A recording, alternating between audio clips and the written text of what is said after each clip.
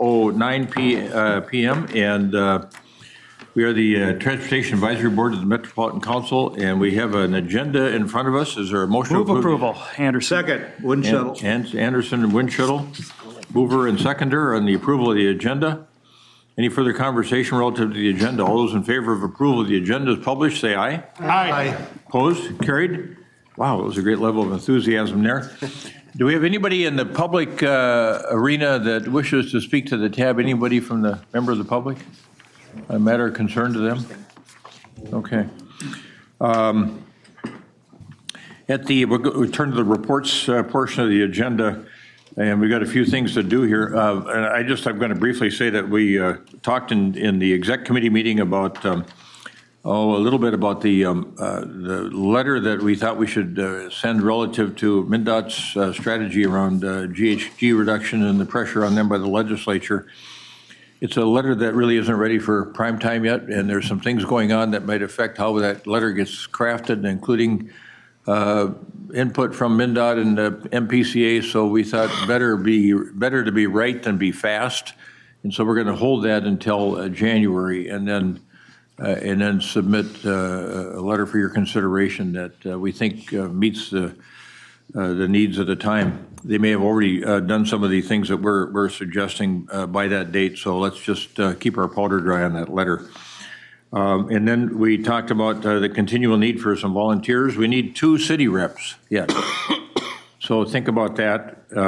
We've got some outgoing folks that we're going to celebrate, and we're going to celebrate those people right now. And we're going to push these chairs back, and Jana's going to take a couple of photos. We've got people that have served here so well, served their own particular part of the metro, but just the region generally, the broad-mindedness of this group in terms of looking out for the best interests of the region is pretty remarkable. And all of these people certainly have been doing that in the work that they've been doing. I just am going from the top here. Mayor Wind Shuttle, would you want to come up here, please? And as we celebrate your departure, your retirement from public service. And this is for 5 years. Come on up here. Stand right in the middle here. This is for 5 years of dedicated service and contribution to the region. So thank you, Mayor. Thank you. Appreciate it.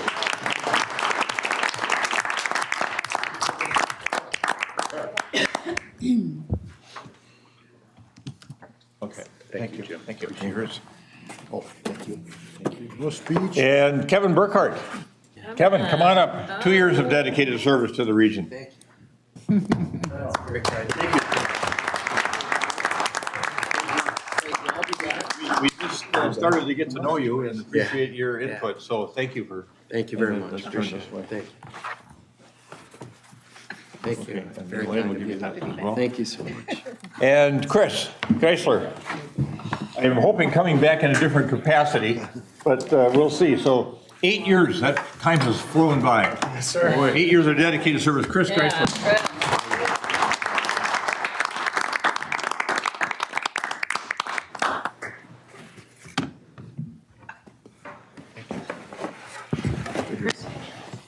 Your precious container there. Keep the box, they'll want it back. And when then you come back. our tax sheriff, Jenny Hager, who has done such a marvelous job the last 2 years.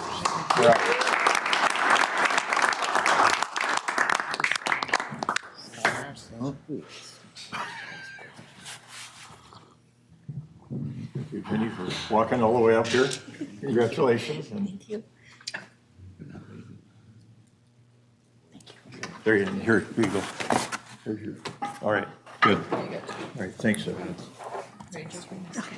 Okay, so that completes my task as your chair. I think the celebration here as we move into the workshop, or think about moving into the workshop. But we've got some other agency reports we want to cover.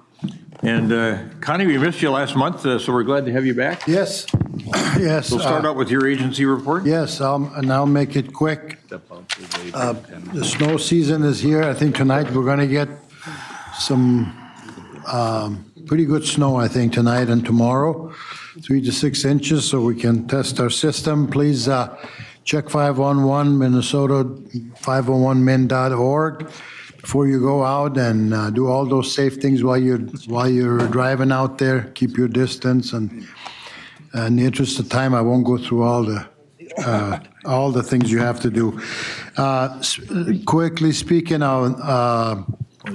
about safety, the numbers are just mind-boggling.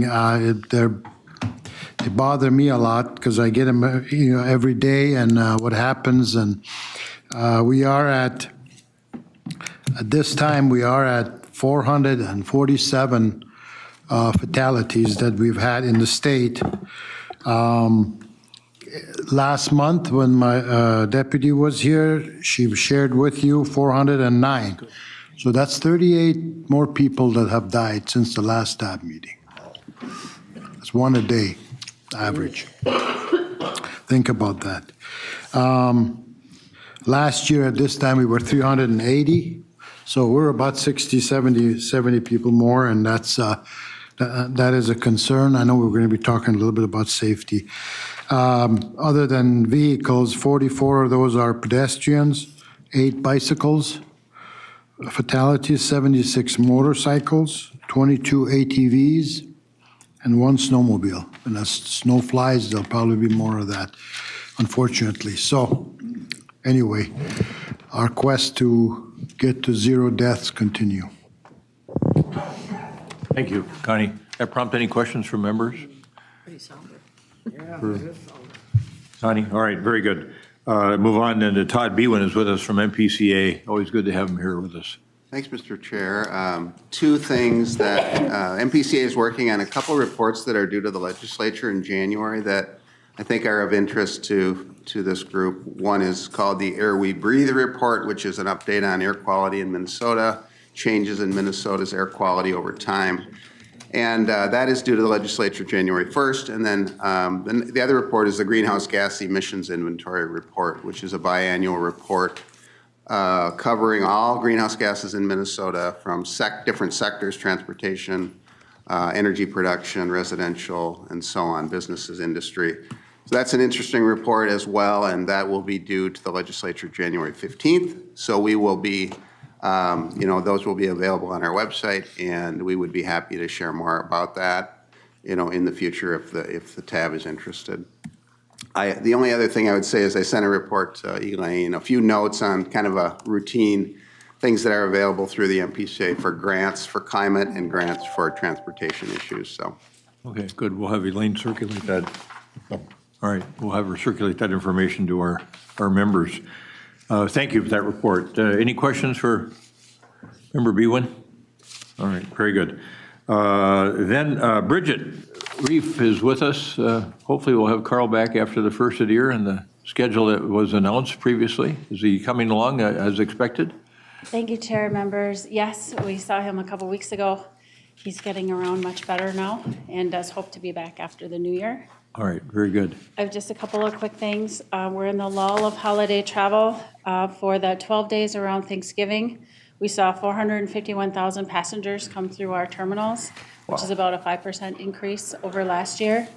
For the upcoming Christmas holiday, we are actually anticipating about 725,000 passengers to come through the doors between this coming Friday and January 6th. So that's about 9% more than last year. The 26th is scheduled to be the busiest day. TSA is planning to be staffed and ready though, so we are hoping for good weather so the flights can get in and out as planned. The second item is our Airport Foundation kicked off their MSP Creates art exhibit this week. They do it every year. It's an exhibit where employees of the MAC and the airlines, basically the airport campus, and their family members can submit art that then gets displayed on Concourse C. It's called MSP Creates. If you're wandering around the terminal waiting for your flight, wander down Concourse C and take a look. It'll be up in place until May. And then just aside from that, the commission wants to wish you all a happy holiday and a very Merry New Year. So, All right, thank you. thanks, Ms. Reef. Questions for Ms. Reef, comments about the airport operation? All right, very good. Thank you. I think you'll be potentially back with us in a little bit, if necessary. And then Deb Barber. Met Council report. Member Barber. Yeah, thank you, Mr. Chair. I just want to report on some recent improvements in service from Metro Transit that started with our most recent service change on December 7th. Route 223 suburban local service was restored in Roseville, Little Canada, and Maplewood. We've had improved frequency on the Metro Orange line on 35W, now running every 10 minutes in peak periods and 15 minutes all-day frequency on weekends, and increased frequency on several local and express routes, including Route 4, which increased from 30 minutes to 15 minutes south, 60 minutes to 30 minutes north. Route 54 in the West 7th Street corridor, which now runs every 10 minutes from 11 a.m. to 6 p.m. Route 94, which runs every 20 minutes midday express service between the two downtowns. Route 250 express to Blaine at a 15-minute peak express service, and other added express service trips from Roseville, Bloomington, and Edina. Our new microtransit service will be coming on board in January in Woodbury. So it's areas of Woodbury, Oakdale, and Lake Elmo, and Roseville, which is areas of Roseville, Arden Hills, and Shoreview. And more will come as we continue our hiring of new operators and as we finalize Network Now plans in early 2025. We also look forward to opening 3 new BRT lines next year with the launch of the Gold Line now less than 100 days away. Good, thank you. Any questions for Member Barber? All right, I'll turn then to Member Gary Hansen for the Suburban Transit Authority. Thank you, Mr. Chair. Just Update. one quick update. The first of Minnesota Valley Transit Authority's 5 fully electric e-Just microtransit vehicles has been put into service before a broader launch of the vehicles when MBTA Connect service expands to Shakopee and Prior Lake in mid-January. And I'm happy to report that these vehicles are managing winter weather effectively and meeting EV range expectations. Thank you. All right, very good. That prompt anything there from members? All right. And then Chair Hager, anything you report out from the tax standpoint? Mr. Chair, members of the board, I'll just share that Joe McPherson from Anoka County will be your next TAC chair starting in January. All right, do you want to come up and, yes, please, John, come up and introduce yourself.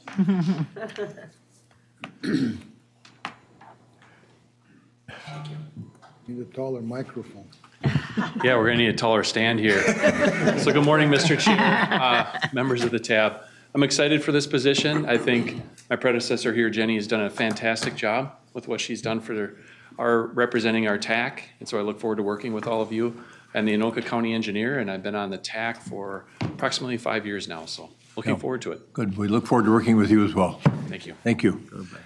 And we've got minutes. Is there anyone that wishes to modify the minutes in any form or fashion for November 2024? Motion to approve. All right, we got a motion and a second to approve the minutes of November 2024. Any further discussion? All those in favor of adoption of the motion as stated, say aye. Aye. Opposed? Carried. These consent agenda items that we have, 49, 53, and 54, Chair Hager is going to come up. I think we'll handle those in a way where we can expedite the meeting. And so does anyone have any questions on either of those, or any of those items, 49, 53, or 54? Otherwise, we'll handle them by somebody moving appropriately to adopt everything on the consent agenda in a single motion. I'll move to approve consent. If not, I would move approval. Second. I got it right. Second, all right. All right, we got a motion and a second to approve the items on the consent agenda in a single motion, 49, 53, and 54. Any further discussion? All those in favor of adoption of the items on the consent portion of the agenda, items 49, 53, and 54, say aye. Aye. Opposed? Carried. Those items are adopted. And then we've got some non-consent business to take care of too, some action items. So let's go to 48. Thank you, Mr. Chair. Members, 2024-48 is the TIP amendment for a regionally significant project, which is the I-494 Easy Pass Extension and Related Improvements Project. This item was before you in November, where you released this for public review and comment, which did run from November 21st through December 11th.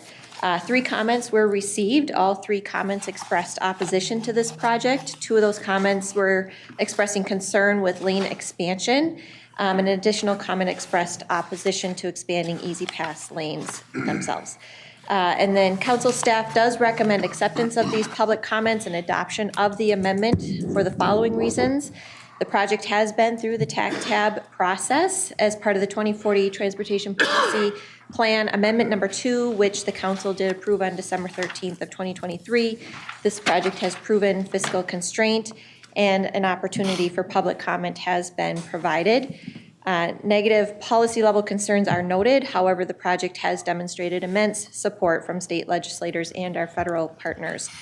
So the recommended motion is before you, and while the receipt of the public comments did not come to TAC, back in November, TAC did recommend adoption of this TIP amendment.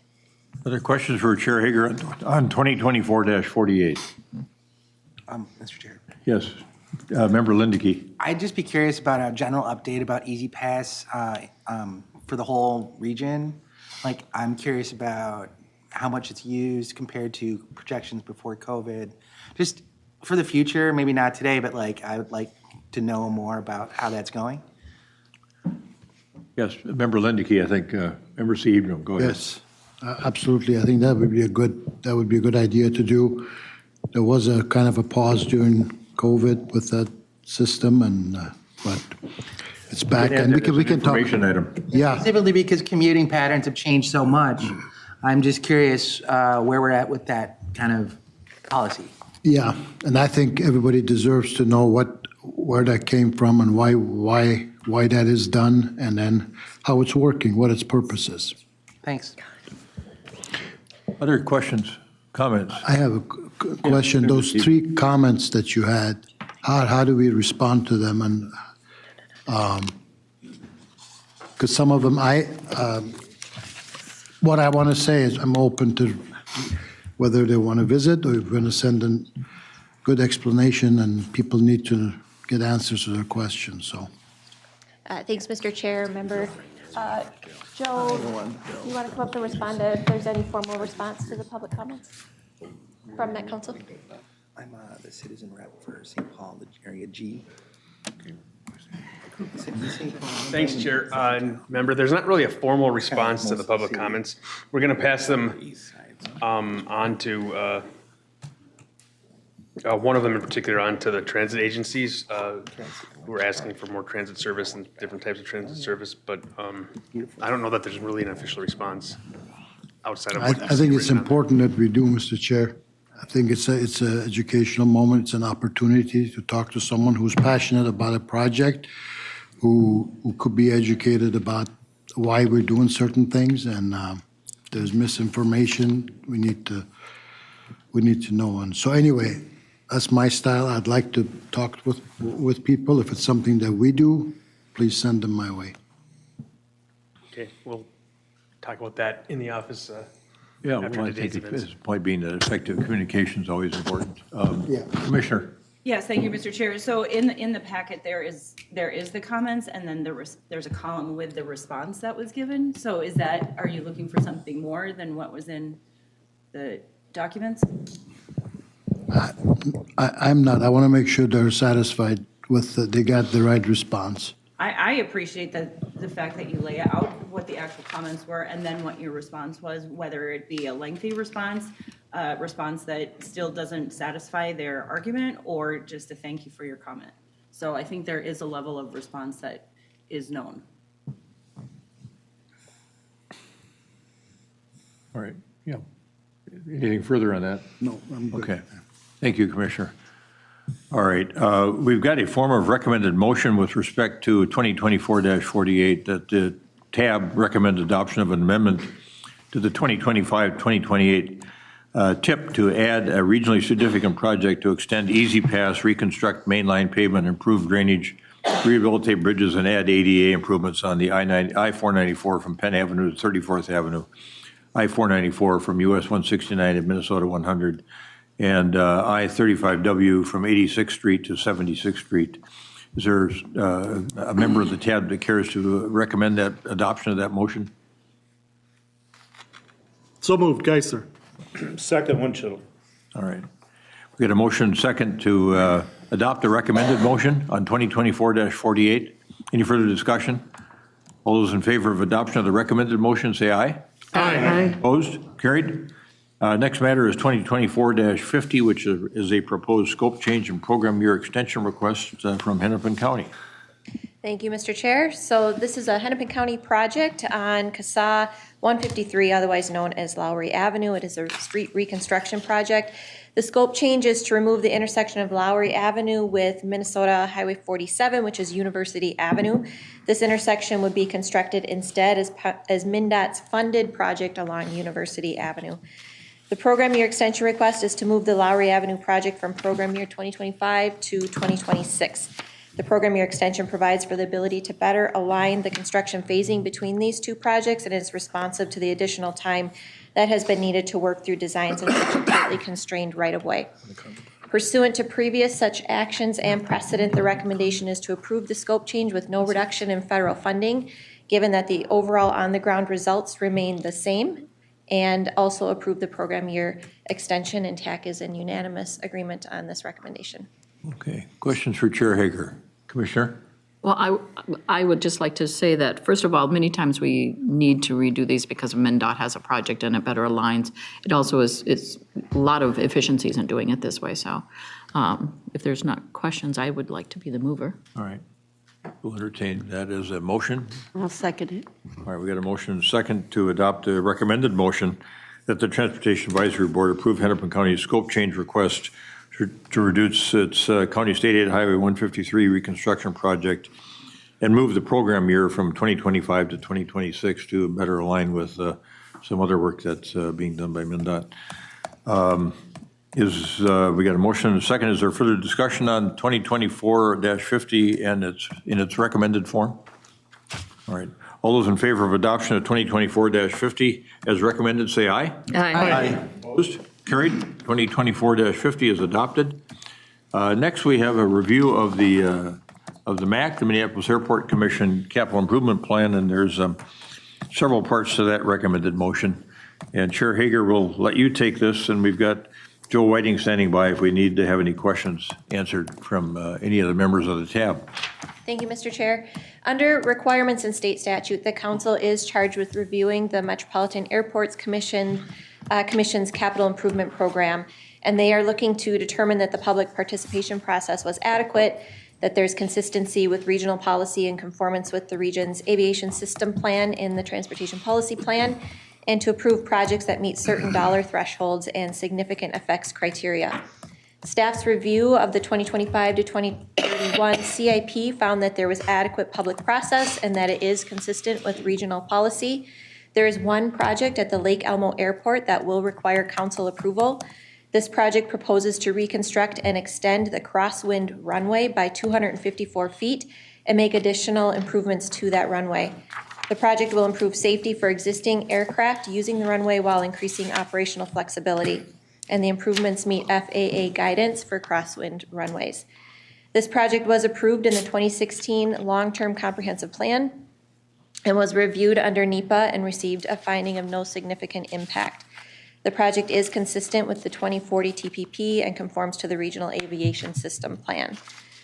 Therefore, the proposed motion is to find that the Metropolitan Airport Commission CIP process included adequate public participation, to approve the proposed 2025 runway rehabilitation and extension project at Lake Elmo Airport, which meets the dollar threshold and significant effects criteria for council approval, and to find the remaining CIP projects to be consistent with the transportation policy plan and forward any additional project comments to the Metropolitan Council for its consideration. And TAC unanimously recommends approval of this item. Commissioner. Thank you. Mr. Chair, I will move for approval item 2024-51. Your second. Second, Jepson. All right, we got a motion and a second on 2024-51. Discussion? Questions, comments? All right, very good. All those in favor of adoption of 2024-51 in its recommended form, say aye. Aye. Opposed? Carried. 2024-51 in its recommended motion form is adopted. And next we will move on to 2024-52, which is the last action item for us in this portion of the agenda. And Chair Hager. Thank you, Mr. Chair. This is an item to adopt the 2025 safety performance targets. Jed Hansen is going to come up and make a presentation on this item. And I'll just note that, as always, this is an uncomfortable and challenging topic, an action item. And so just want to reinforce that our overall context for this discussion and our overarching goal is zero. So kind of thinking back to Member Sahijam's opening remarks, whether you call that Vision Zero or Towards Zero Death, it's important that we keep our eye on that goal. So with that, I will turn it over to Jed. All right, thank you, Chair Hager. Hanson, welcome. Hello. Waiting for my slides here. There we go. Okay, so today I am here to present adoption of the roadway safety performance targets.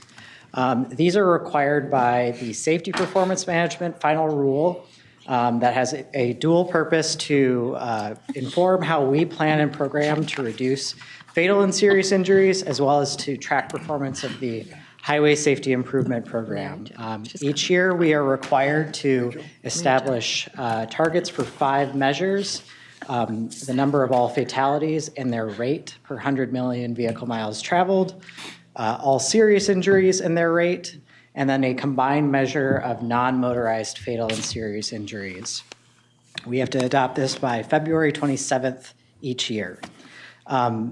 There is a pending Federal Highway Administration rulemaking that may change this in future target setting cycles, and it may change some methodology requirements. There's an overall rulemaking to the National Performance Measurements Program to align timelines and clarify federal intent with some of these measures. We presented to the TAC 2 options this year to consider for target setting. One is to continue our existing method based on the Minnesota Strategic Highway Safety Plan's medium-term goal, and another option that is aligned with the 2050 TPP's planning horizon.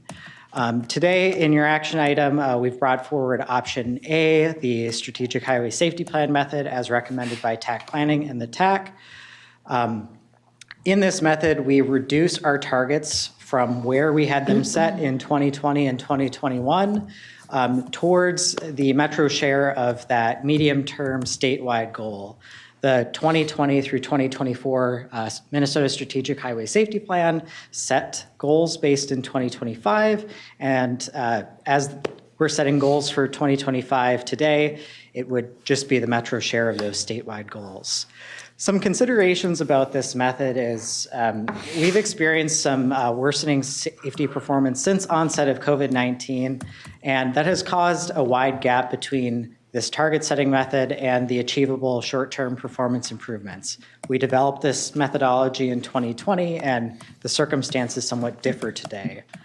At that time, we had done a peer review of other metropolitan planning organizations, and this is a relatively aggressive method for setting targets, though it's not unique.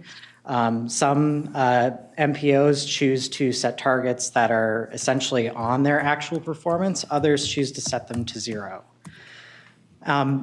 If you do select this option today, the Strategic Highway Safety Plan is presently undergoing an update, and the medium-term goal that this is based off of may change, or there may not be a goal. This is not a requirement of state strategic highway safety plans, so we would have to reevaluate this next year anyway.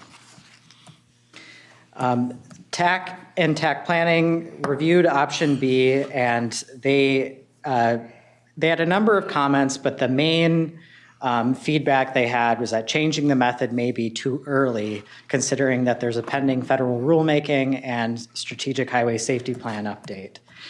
It's also worth noting that the targets based off of the transportation policy plan, while still declining, would be slightly higher than option A targets and could send a message that a higher level of death and serious injury are acceptable. And so barring other information in this 1-year period, there was a preference against making that change at this time. The committee has also had discussions about the trends, how our investments affect these, and different safety planning frameworks. The actual performance, this is what we are tracking with these measures. I have 3 slides here where I will go through these. I will just note up front, though, I don't have causal information to present to you today. What I'm presenting for 2024 is as of October 31st, and it is just the top line information. We do hope to have an additional safety conversation with TAB sometime in 2025 once the Regional Safety Action Plan is wrapped and we have more of that risk-based analysis to share. So on this chart, the orange line is the actual performance in the region. The light orange line shows you where we are as of October 31st in 2024. And then the dashed line shows where we could expect year-end trends to be based off of historical seasonality of crashes. The green line is where our targets are, and the purple and pink lines are our 2 target setting options. So that lower pink line that you'll see on these following 3 graphics, that's where the recommended motion would set the target. So as you can see, we were approaching where our targets were prior to the COVID-19 pandemic, and then we experienced the regression in safety performance that has appeared to come down a bit from its peak, but year over year, it does look like performance in the metro is roughly flat. As Member Sahib said at the beginning, statewide, we are experiencing an increase in fatalities and serious injuries. Luckily for the metro area, that trend has not shown through on fatalities so much. It is slightly up in the data, but this is preliminary data and it can vary as much as 10 plus or minus between now and the final file we'll receive next summer. On the serious injuries, it is a similar pattern. We are flat on performance from the previous year. We were actually meeting this target for a few years prior to the pandemic. And the trend is similar on non-motorized fatal and serious injuries. One piece to note here is, well, on this previous slide, I said that serious injuries are flat. One thing that's notable in the preliminary 2024 data, the proportion of those serious injuries that are pedestrians or bicyclists has increased about 25% over the 3-year prior average. Again, it's preliminary data, so the year-end trend may appear differently, but it is an important piece to note. So I do have some additional detail on the other options if there are questions about it, but today we're presenting you the following targets to consider for adoption, setting a fatality target of no more than 74, which is no more than 0.26 per 100 million vehicle miles traveled, a serious injuries target of no more than 464, which is a rate of 1.64, and a pedestrian and bicyclist fatalities and serious injuries target of no more than 115. Thank you, Mr. Hansen. Any observations, questions for Mr. Hansen? Yeah, difficult work. Member Geisler. Thank you, Mr. Chair. Mr. Hansen, I understand you probably don't have this right here, but anecdotally, we know that PED and bike is going to trend upwards as far as VMT goes, in a sense, or mode miles traveled or distance traveled, as we invest in active transportation, do more mode crossing, those types of things. Do we have any sense, or are we starting to look at, like, while those are ticking up in those categories, is that because it just is happening more, or is it because we have more people in those modes, more opportunities, if you will, for an accident to happen? Is there any correlation or being looked at yet on that? I do not have an answer for that. One thing that is a persistent challenge in addressing that is we do not have good mass data on pedestrian and bicycle exposure to crash risk. Like if you're driving on a roadway, we have very detailed measures of traffic by roadway. Due to volume and spread, it is much harder to get data across the whole metro that describes those volume. There is some research that MnDOT has recently done in that area that we're interested in, but at this time, I couldn't give an accurate picture of exposure. Thank you. Other questions for Mr. Hanson or comments? I had a question for Member C. Hebden, whether he is seeing any of the public safety data. I thought I heard someone from public safety on the radio the other morning talking about the excessive speed issue and the number of cases of arrests of people going over 100 miles an hour is now, I mean, it's just gone up astronomically as people are moving in this post-COVID world that it seems like an ever faster pace. And that may be part of the reason we're seeing more deaths and serious injury. Yeah, Mr. Chair, I think there was a time when we talked safety at the legislature or whatever, when we were looking for opportunities, we always said speed does not cause accident. It's speed differential that does it. And that's kind of what technical guys talk about, traffic guys, but I'm beginning to wonder, maybe speed at some point, I mean, if everybody's going 100 miles an hour together, is that safe? I don't know, but maybe if everybody's going 60, that's fine. And I think we have both. We have excessive speed, and then we have some that folks who are in their own worlds doing this stuff in the car, and they're going way too slow. We've had a lot of situations like that where people not paying attention. So I think, there seems to be a lot more of that where people feel that they're above the law and they can do whatever. And so I think enforcement is a solution. I don't know what else you do. Like some people have lost sight of the concept of this as a shared system. That we're all using the system, and we got to look out for each other. On Friday, I had an opportunity to, I don't know if you remember, a couple months ago, we had one of our first drivers help pull somebody out of a car that was on fire on I-94, where he used the device and broke the window and helped, because they couldn't get the car or the door open, stuck to the guardrail. And he, anyway, I took him out to lunch because I wasn't at the celebration we had for him, the recognition, I should say. So I took him out to lunch, and then he took me on a ride along. And it was last Friday was a quiet day. There wasn't a whole lot going on, but the one thing I remember, we tagged a couple cars that were sitting on the shoulder where you have to put the time of the day, so then they have so much time to come and get their cars. So I got out with him, and he said, "Don't come on this side. Just stay on the other side." And I walked over beside him, standing on the shoulder, and the feeling that you get, and I don't have enough practice. I don't work out on the road, but our guys, the maintenance guys, who when we visit have 20 truck stations and talk with them, and they sometimes say management doesn't care about our safety because you don't do enough, you don't push it enough. We need PSAs, we need better legislation, move over. Anyway, standing there, and I'm really not on the other side, close to the lane.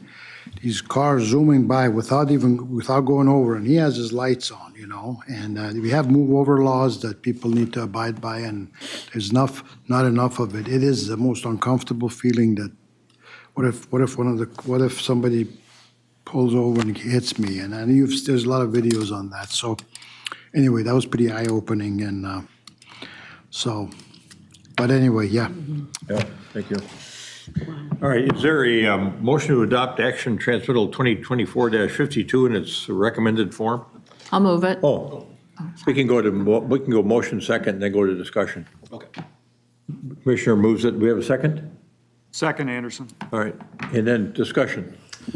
Yeah, thank you, Mr. Hanson, for presenting this. I just really wanted to make a comment on this that, I feel like this is something that we should all just be keeping in mind as we are thinking about priorities coming up for the tab is, we are, in many of these things, we are nowhere close to where our safety goals need to be. And that directly comes down to the investments that we make. And especially looking at, in the 10 months already, being above those numbers for non-motorized fatalities and serious injuries. These are people who, they're not even opting into the dangers of driving. Yeah. These are people who, for many people that I know, don't drive because of trauma from driving and being in accidents. And they're still at risk for these. These are higher populations of people who are disabled, people who are low income. And so as we're thinking through these things in an equity lens, I really want to keep these priorities in mind. Thank you. Member Anderson. Thank you, Mr. Chair. This is really more in the commentary section of things, but I think there's such a lack of enforcement. I can't go anywhere without seeing somebody on their cell phone speeding. When I was coming down here, 3 lanes of 35E were closed off because somebody decided to wrap themselves around a guardrail.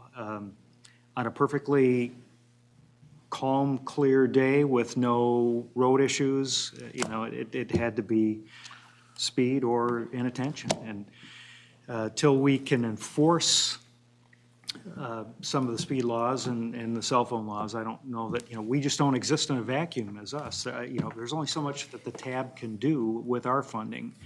We need help from law enforcement partners as well. Thank you. Yes.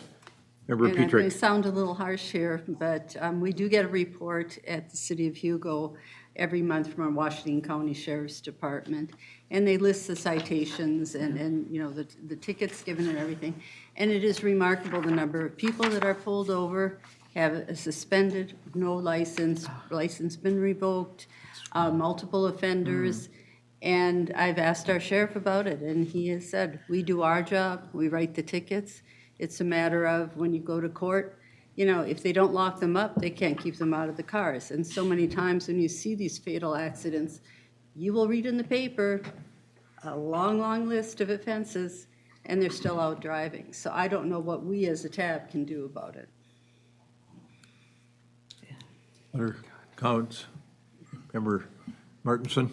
Thank you. I was going to try not to make any comment because we're short on time, but I'm sorry, can't help myself. Things that have not been brought up, but that are clearly operative. We have ever larger vehicles being driven as a larger and larger share of our fleet out there. People are paying $70,000, $80,000, $90,000, $100,000 or more for these big pickup trucks that have front ends that are higher than my head or my shoulders. Those lead to more pedestrian serious injuries and deaths, even when they're moving at lower speeds.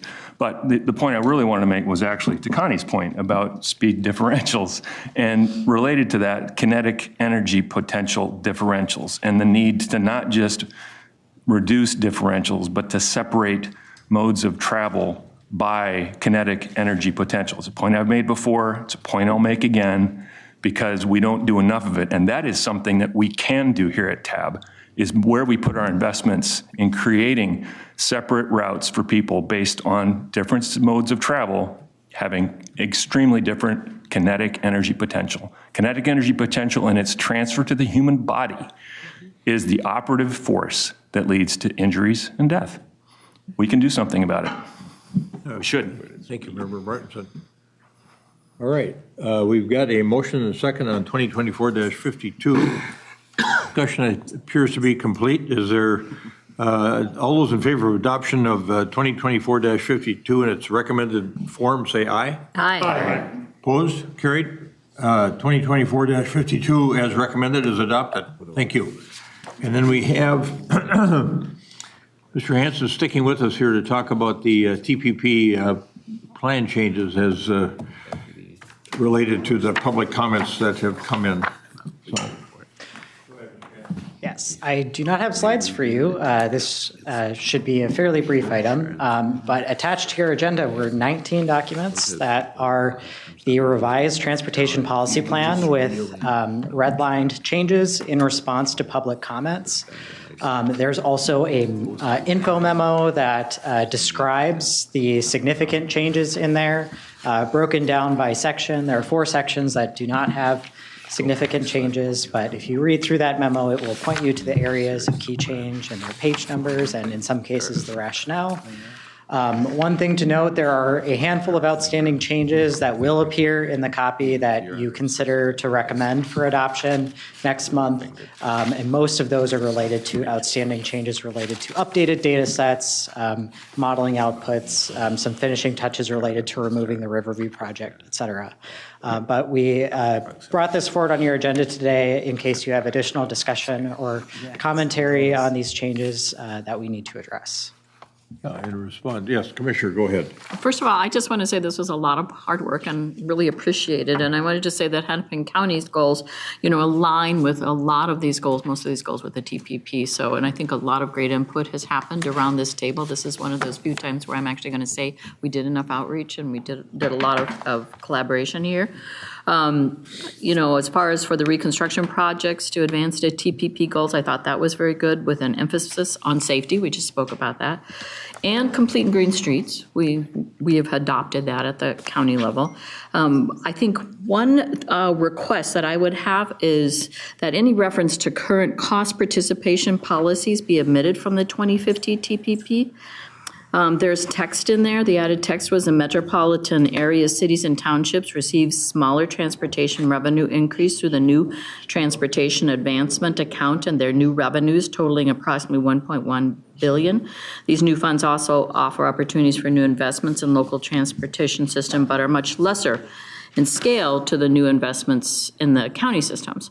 So what I know is going on is I think this gets in the weeds, first of all. It gets down to the local level, because some of our metro counties and cities and everything are in those conversations right now about cost participation. Those things have to go through county board processes and stuff like this. I don't think that's where the TPP is supposed to be. It's supposed to be much higher level. I think this is just not where it needs to be. And different counties will settle on different things for different reasons and for good reasons. And so I just think making any cost participation policy amendments in the TPP is just not called for. Chair, if I can. Yes. I'm Cole Henniker, Multimodal Planning Manager, and we have heard that concern from the counties. We are planning to make a change to remove that specific sentence. I did also want to note, relative to the conversation we had on the TIP amendment, that there will be a full public comment report. So these are just the proposed changes, but similar to what you saw in that TIP amendment earlier, we do have a comment and response full report coming for your January meeting. So look forward to that. It's going to be long. We got a fair number of comments. Council staff here have been reviewing and responding to comments over the last few months. It's been a lot of great fun work. So that's going to be coming at your January meeting. So, but yes, we did hear that concern and we are making that change. Okay, thank you. So. Mr. Chair, can I just add a comment? I'm just going to. Please, because he's out, so I'm. Okay, he's out, okay, great. Go ahead. Just thank you, Member Gattel, for bringing that up. I was going to, also, I want to just add my support for that concern, and I'm grateful that you're taking a look at it and may take that out, because I'm just going to affirm what Member Gattel said about counties and cities working together on their own way that they do their cost participation and things. So thank you for bringing that up, and I support that. Taking a good look at that and taking that out. Thanks, Commissioner. Anyone else? Okay. Yes. Go ahead, Member. Yeah, I appreciate a lot of the changes that were made in this, and echoing the same thoughts about like a lot of good research and input from the community on this. One thing I wanted to ask about though was in the transit investment plan, there was added language on there. The Met Council also intends to update the regional transit vision by working with partners to consider if and how new corridors, modes, or other major transitway system investments might serve the region's needs and goals. I didn't see any update in the work plan. So is that something that is going to be like done within the next 5 years or so? Or is that just kind of like, we're gonna try to do this, but it's not like scheduled for upcoming work? I can address Yes, that too, Member Mr. Chair. We did add that language, as you noted, about exploring that vision. I think what we're saying is that's a larger conversation that needs to be had with our partners before committing to the specific project itself. So we're open to adding it as a work program down the road, but we need to have those conversations with counties and transit providers to see what they would like that scope to look like. So I think what we're saying is we're opening the door for that conversation, and we'll address whether it can be a work program in 2 years or so once we have those conversations. But we definitely heard that in the comments for sure. Thank you. Good. Thank you, Member. All right. Oh, go ahead. Yeah. Thank you, Member Mr. Barber, Chair. go ahead. I was just going to follow up. We do have activities that will be coming on through council and through the transportation committee, looking at different transit ways and options. And also there will be, as we know, like you've seen Network Next, which had the first, all the ABRT systems. Well, we're going to next year be embarking on looking on the next 3. So there is some of this, we just not perfectly defined on the timing and all of that. So there's language in here for now until we get to that point. We'll be doing that. Thank you, Member Barber. All right, thanks, Mr. Hanson. The reason I got up to walk around was I thought, well, you guys have been so effective and efficient in how we worked today to get ready for that workshop that we got a couple minutes to spare here. I thought maybe we could have Steve Peterson come up and just give us a little sneak preview of the workshop. So I was out there looking for him, and Brian Martinson spotted him. Thanks for that, Brian. Thanks, Mr. Chair. I was hiding in the back row. Yeah, so at 1:30 today, all of you, about a week ago, we sent out materials for a workshop, a policymaker workshop. So we invited all the TAB members, your alternates, and as well as the Met Council Transportation Committee members. And then we also did invite the several members from TAC, I think about 10 members from TAC that were on our TAC executive committee or other related committees.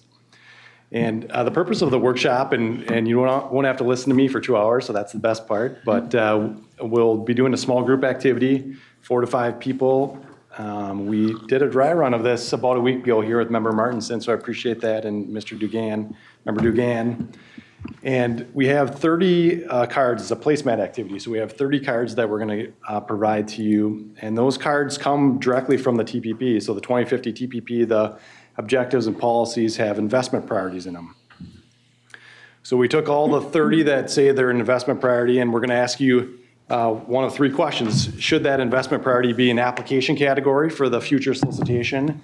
Should it be incorporated in some other way, a qualifying requirement or a scoring measure? Or thirdly, should it not be included at all? Maybe it's a good policy, but it doesn't make sense for this funding source, the regional solicitation.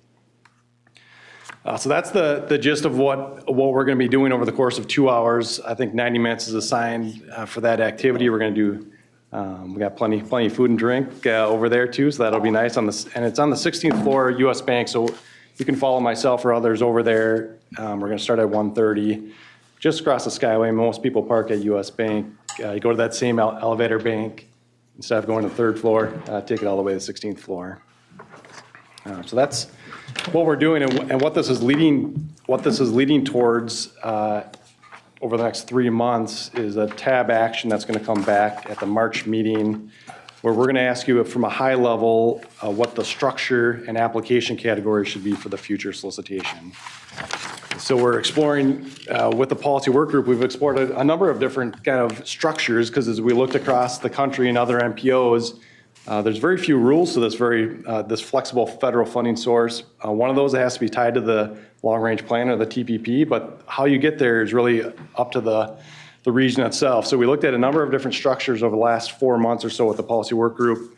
One of them we're exploring today is a goals-based or outcomes-based approach. You'll hear a little bit more about that during the intro presentation, but I will say whether that's a good idea or not is yet to be seen. The policy work group said it has some merit for a number of reasons we'll go through, but we're going to be asking the technical folks as well as this group if we should continue on the modal basis of transit, bike ped, and roadways, and you make a decision on money based on that, or if we should do more of an outcomes, goals-based approach. And again, we'll work through that over the next 3 months with a lot of input from all of you. So thanks. Okay, good. So one question here too, but. Yeah, I had a question. Yes, go ahead, Commissioner. In our planning group, there isn't a consensus that that these are, like all the ones that you would score today, that should become funding buckets. There just is no consensus on that. We thought we'd go ahead with the workshop, but coming back to what should be the funding buckets is an unanswered question. So I guess if I was one that said I would prefer to keep the modal categories and use these statements as scoring criteria, like let's just say safety. One person could say we will make safety a funding bucket and we'll submit projects based on safety. Another would say no. We want to make safety a scoring criteria across all the modes. So if that's my approach, then I think we ought to make scoring a safety, across all the modes as evaluation criteria, but not a funding bucket. Should I be not giving anything a 1 today? Yes, so if I understand your question correctly, if you'd want it to be more of a scoring measure across all the modes, then that's one of the 3 buckets, and you would put safety in that versus being Well, in. 1 says it basically would be a scoring. Yeah. 2 says it would be used in some other way. So my Yeah. question is, would I just not give anything a 1 today if I think we should keep the same modes, or what? It's like we're doing an exercise that we haven't, ending to a conclusion that we haven't agreed on. Sure. I think I understand your question. So the first bucket would be, should it be an application category or not? So the application categories today are like traffic management technologies, multi-use trails, safe routes to school. I think you're gearing towards, should it be a measurement tool? And so that would not be that first bucket. Elaine, am I kind of understand his question correctly? That is correct. Some of the goals you'll find actually are modal categories. When you're going through it, it comes out, I mean, we did 2 teams last week when we did practice, and we had 2 varying results. The group I was in actually had what we called a hybrid. We had some modal applications, and then we had 2 safety applications. So we had both.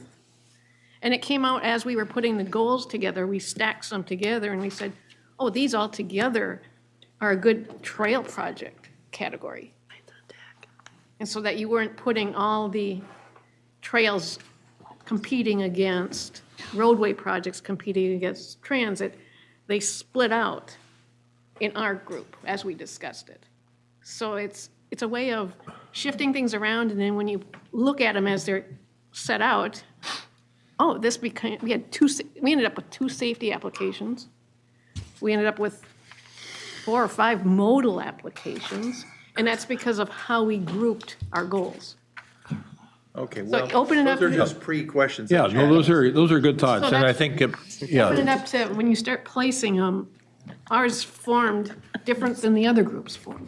All right, but I think from the exec committee meeting, I would also say that I thought Member Martinson did a nice job of explaining what the purpose of this exercise was in terms of input and not outcome. Oh, I don't know if you want to comment on, or Mr. Dugan, Member Dugan, on your experiences in the mock run. Yeah, so I would encourage people to recognize this as a process of getting input. This is not a decision-making process. This is a process to elicit what preferences and priorities are. And that's why there's going to be a bunch of different groups. There's going to be, I think, 8 of 5 each, with 2 facilitators to help make sure that the process keeps moving. And this is not, so think of this as, we ask applicants to walk through a series of doors when they're applying for regional solicitation funding. I think the purpose of this exercise is really about saying, what do we want that very first door to be? Because in the last decade, it's been modal. Modal is the first decision you have to make, and then you make a whole bunch of decisions after that. If we don't do it modal, then perhaps, so the way what we're exploring, and I think this is what we have to think about, this is an exploratory process that staff has put together, I think a quite defensible way of trying to elicit input from all of us, is to say, what do we want that very first decision to be? Do we want it to be based on, and if it's based on the goals expressed in the TPP that are supposed to reflect the values in our transportation planning process and building decisions, then what would those goals look like? And what would be the application categories that we would ask people to respond to? And if we come up, let's say we have one that's safety. The very next decision point might be, okay, now let's split that by mode, right? So it could be the second door we ask applicants to go to. So I think so I hope that people can go into this with an open mind and not with a pre-decided set of assumptions about what it is, and look at the cards on the table and look at what they're saying and look at how we might use that to structure what we're doing here and how we spend the regional solicitation money to really meet what we aim to meet with the TPP. Elaine, and then I'll go back to Member Dugan to see if he has any comment. Okay. In the interest of time. All right. Okay. The other thing we found in our group is we get one and we weren't quite sure, is it category or is it a measure? And we'd put it on the line, and as we had more discussion, it became obvious which one we wanted it to go to. And you could then move things too from one bucket to the other as you had more discussion. So we had a few that we put on the line and then shifted, or we had one and then we changed it. And so nothing's static. So as you're going through and you aren't sure, put it on the line in between and then have more discussion. Member Geisler, then Commissioner. Thank you, Mr. Chair. Just as a high level from this activity type, I've done similar affinity diagrams like this in my professional work. And this type of activity is really good for helping a nebulous concept get a little more concrete and a little more put together for everybody to discuss and go further down the path of whether it is the right way to go or not. So this is exploring and trying to find a group consensus and understanding of what these things mean. So I will echo Member Martinson's approach here. Approach this of trying to understand what this approach might mean, not that we've decided there. Because if we don't have it more concrete and understood, we can't make a good decision. So that's really why we're doing this. So I would echo his points. All right, thank you, Member Geisler. Commissioner. Thank you, Mr. Chair. I'm going to try and have an open mind, and I'm usually really up for these exercises. I'm a big, input kind of person, and I spent an hour and a half with my Public Works Director yesterday trying to understand what this was all going to be about. And I do understand that TAC was actually nervous that we were actually doing it now, that this wasn't the right time for this kind of an exercise. And that's what I looked for. I mean, I looked to my Public Works Director to give me input and feedback on where we're at with things. So can you just help me understand why TAC would not think that this was, a good exercise to be doing? Because it makes me concerned then. Yeah, thanks for that comment. We did hear from several TAC members that, why weren't they making a recommendation? And maybe Jenny just wants to tell you directly here what some of the comments are. Go ahead. Yeah, our TAC chair will comment on this, as she did at the executive committee meeting. What he's doing here. Shoulder. Who is that? Thanks, Steve. Thanks, Mr. Chair and members. TAC did talk about this at our last meeting, and we understand TAB's need and desire to set a policy direction for the regional solicitation. We support that. We're eager to help because we think we have some input that would be extremely helpful and insightful as you weigh those different options. And so we are looking at kind of the timeline of events here, and we haven't seen or been given the information to really provide that input yet. So what we're doing is planning to meet in January when we were not going to be meeting in January, have a robust conversation there, and then share that input back, because the next meeting of the technical working group, which is a subset of TAC members and other agency reps, doesn't meet until after the next policymaker work group for the regional solicitation. So we're hopeful that we can meet in January, have a robust conversation, put some thoughts together, share that with TAB and the policymaker work group, and then continue the conversation. Yeah, thanks, Chair. Commissioner, go ahead. One more question. Are the TAC members going to be at this workshop? Are you all sitting at the tables with us? I think there were 8 invited, is that what you said? Yeah, we invited 10 TAC members. Okay, so they'll be at the tables. Maybe. We don't know Maybe we don't know if they're going to be here. Yeah. Several of us are here, and I think mine's going to be here if he's not here already, and I hope he's at the table, so. But I will say. Right. If I can Just real quick, was at least one from each county invited? Yeah, really. Good Yes. question. Yeah, good point. Thank you. Go ahead, Steve. I think we know what the modal-based structure looks like. We've kind of lived that for the last 10 years. We don't know what this goals-based, outcomes-based approach looks like. We do know that a number of our peers, Kansas City, Atlanta, San Francisco, et cetera, are doing something like that. And I think what we need the TAC and you to say are there fatal flaws in a different approach. We'll kind of get there over the next 3 months. But what I see as TAC's role and is taking these concepts that we'll talk about today. You'll see it. This is high level. We're not going to get in the weeds on purpose. Right, I get that. But we're going to need a lot of help from TAC to get from here's the concepts of where TAB wants to put some money and project types to what the actual application category should be. What are categories that they would apply for as applicants, and what kind of makes sense and is realistic from a structural standpoint. So there's going to be a lot of steps between today and March to get there, and I think the TAC's going to be critical in getting there. So thanks. Okay, we're going to head over to the 16th floor at US Bank Building, but just as a final, before we depart, You've got Wi-Fi set up over there because, some people won't be able to stay the whole time. Some people may have to jump out for another matter. You've got, Yes, when we were there earlier this morning, when as the facilitators were meeting, there was a sign on the side of the room with a Wi-Fi. Yep, there's Wi-Fi and, yep, bathrooms over there, so. all right.